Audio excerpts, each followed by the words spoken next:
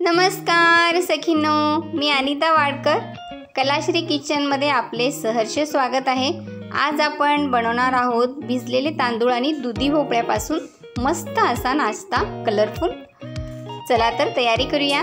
तर इथे एक दुधी भोपळा घेतलेला आहे आणि तो मी अर्धा वापरणार आहे। तर आधी वरचं सालपट छान काढून घ्यायचं आहे। यानंतर एक गाजर पण घेतलेला आहे, ते पण थोडंसं वरचं सालपट वगैरे सगळं काढून क्लीन करून घेणार आहे। आता आपण दुधी भोपळा बारीक चिरून घेत आहोत। तर बारीक चिरा किंवा थोडासा मोठा चिरला तरी चालेल।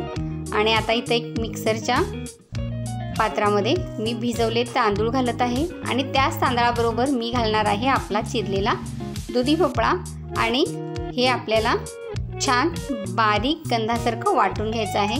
तर वाटून झालेलं आहे आणि इथं आपण आता गाजर किसवण्यासाठी घेतलेला आहे।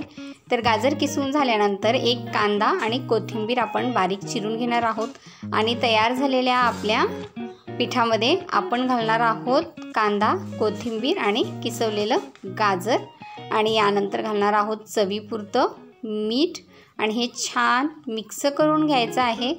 आणि कळालंच असेल आता आपण काय बनवत आहोत। तर आपण काढणार आहोत कलरफुल असं घावण। तर यासाठी तुम्हाला थोडं जाड हवं असेल तर पीठ जाड ठेवा, पातळ करायचं असेल तर थोडंसं पातळ करू शकताय। तर इथं कावीळ ठेवलेली आहे गॅसवर आणि तेल लावून घेतलं आहे, कॉटनच्या कपड्यांनी पुसलंय छान। आणि आता आपण पीठ त्याच्यात घालून छान असं घावण काढून घेत आहोत। तर घावण घातल्यानंतर 1-2 मिनिटं झाकून ठेवा आणि मग परतवा। तर मस्त असं आपलं घावण तयार होत आहे।